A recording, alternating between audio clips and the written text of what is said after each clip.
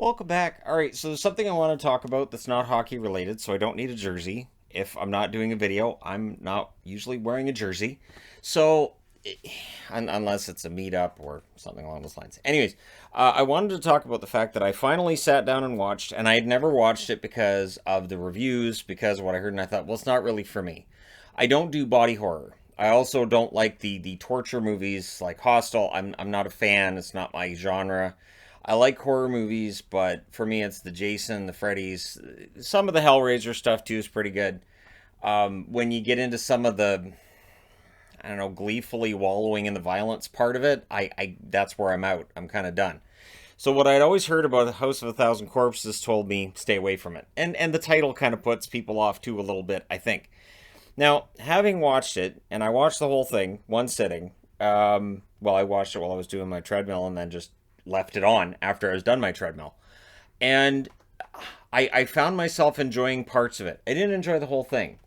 And you could see that like Rob Zombie was still finding his footing, and there were parts of it that felt like a rock video because it's Rob Zombie, so of course.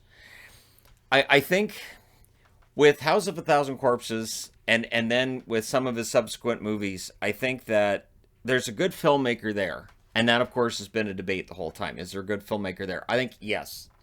And I think the movie House of a Thousand Corpses shows that there's something good there. The problem is they don't get into some of the stuff that I think would be really interesting to get into. The movie's very short, which I think is good too. I think for horror movies, when they're 2 hours or longer, I think there's likely stuff you can cut out. I do think with horror movies, it's important to keep them at around the 90-minute mark. And if it's 88, 87, or 86, that's good. I think Evil Dead's 87 minutes. Like the second Evil Dead, I think, is 87 minutes. The original might be 82. Like I know they're fast. I know they don't overstay their welcome. And that's one of the things that's good with them. And then Army of Darkness, I think, is 93 minutes. And you only remember that because, I had all the VHSs, and you'd see that every time you're putting the VHS into the recorder. So to me, it's important to keep the movie short, which it does. The problems I had with it, there were a few, and they were things that I think that could have been tidied up by somebody. First, there is no actual protagonist to it. Now, Devil's Rejects, which I watched part of once, and I do intend to go back and watch again now that I've watched this one.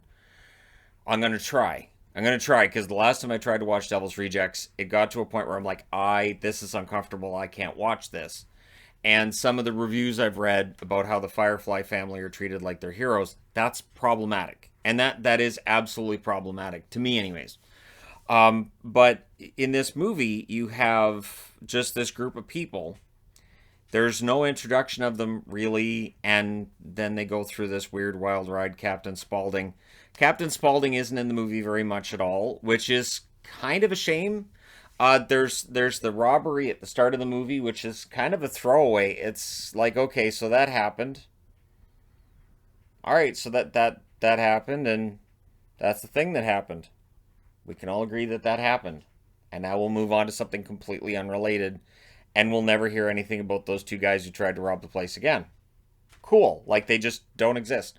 But I think where the movie for me fell off is at no point do the victims in the movie.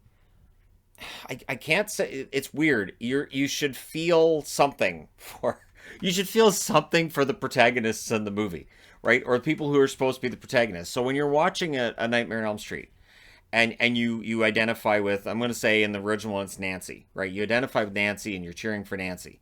The second movie, I second Elm Street, I don't know, it's just weird. A bird explodes in the second movie, so that a bird explodes. The third Elm Street, you've got Kristen, Kincaid, Joey, all three of them. Taryn, these are all good characters, and so when Taryn dies, you kind of feel bad for her because she is, this person who's overcome a lot in her life. She's an interesting character. Some of her lines are fantastic, made me laugh out loud as a kid. And of course, then in Elm Street 4, they wiped them all out, which was part of the reason I got mad at Elm Street 4, is that those characters that I had loved in the third part were then killed off in the fourth. The good news with part 4 was then Alice came out and Alice kicked some ass. So with that in mind, or like Friday the 13th, where you have Tommy, Scream, of course, you have Sydney. Sydney's in all the movies because everybody loves Sydney and because they don't want to come up with a new idea that doesn't involve Sydney because it scares them. But when you absolutely could, the Scream universe you could do a lot with, and you don't need Sydney Prescott. But again, she is a character people like. So in House of a Thousand Corpses, there's nobody. The final girl, right? She kind of survives by accident, and then she doesn't. She's the whole thing is weird, and I didn't. I just found myself saying, okay, so she looks like she's got away, but she's not going to. And I couldn't escape the feeling that she's not getting away. Nope. And she didn't. And so they take some interesting ideas. The Dr. Satan thing was actually quite interesting to me. They really don't get into it. So again, I think if Rob Zombie had taken that movie and co-wrote it with someone who was really good at writing horror, and they had co-written a lot of this, I think you'd have something really good here, right?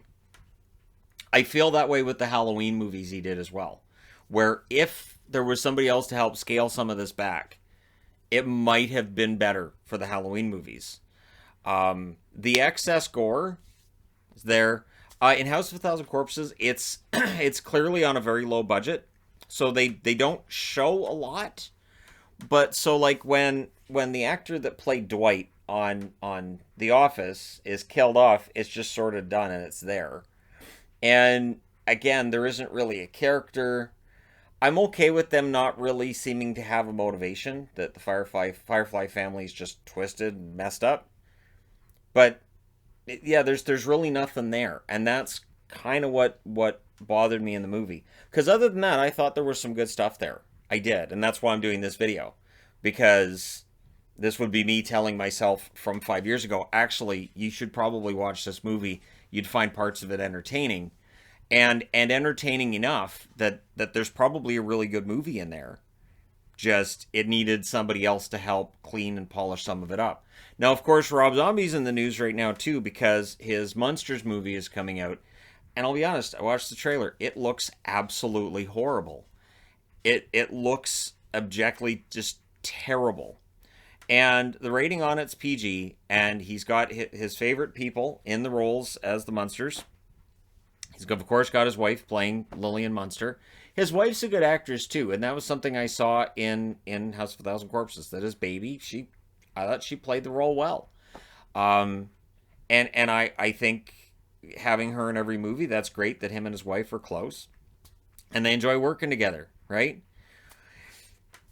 But is she Lillian Munster? My answer to that is not really. And I do wonder how rough the movie could be. Like, just last year, I bought the Munsters series with the idea that the kids had never seen it, and that we thought the kids would enjoy it, and they have. They've really enjoyed the Munsters. It's funny, it's campy, but it's not... Like, I was watching a video on YouTube here about how the original Munsters wasn't meant as anything other than satire, and they were a family of monsters, but they didn't see themselves that way, and it was written straight. It was written like a normal sitcom from the 60s. And the new movie, it looks very much like, and again, I will agree with the video that it feels more Addams Family, where Addams Family was making fun of itself and kind of mocking jokes and winking into the camera far more than Munsters. I was never an Addams Family fan as a kid. I was always a Munsters fan. And it does feel like you're either one or the other. That being a fan of both, it's possible. So I do hope the movie is better than what it looks like from the trailer, because the trailer looked bad. But Rob Zombie, to me, it's always been kind of hit and miss. And again, maybe in this movie coming up, maybe it's again going to be a matter of him working with guys he likes, and of course his wife, people that he's very familiar with. I looked through his movies. I have never watched Lords of Salem. I haven't watched any of his other movies either. But it feels like he repeats the same cast members a lot, which is fine. There are directors who've made a living working with the same people over and over and over again. it is not a bad thing necessarily, but in this case, getting him out of his comfort zone a little bit might have made for better entertainment. But House of a Thousand Corpses had a lot of, I thought, interesting ideas to it. Just I wish there'd been more fight back. There were points in the movie where I'm like, is anybody gonna at least try something, or they're just gonna, especially like there's a police officer and you're like, okay, well, he should be trained that he's in deep trouble if he doesn't do, oh, okay, he's just gonna let himself get shot. That's a choice. And that was kind of where I realized nobody's fighting back. There's no actual fight back. So I understand that in Devil's Rejects that's different, but again, I wasn't able to get through it that time, so we'll see if I get through it next time. So again, to me, Rob Zombie's career as a director and as a writer has been very interesting. I did, I saw him in concert a few years ago. I really enjoyed his concert, his portion of it. Marilyn Manson before that, not so much. But his portion of the concert I really enjoyed. And they actually had like footage from this movie that I'm talking about in it. And now all of it makes sense. Now I'm like, okay, so that's House of a Thousand Corpses. They had actual footage for that part because that song's from that movie. All right, now I get it. So there's definitely some. If you go to a Rob Zombie concert and you've seen his movies, you'll be rewarded. There's definitely some for that. They also, during the concert, had the trailer for Three from Hell, which I've not watched either because I wasn't able to get through Devil's Rejects, but I'll try.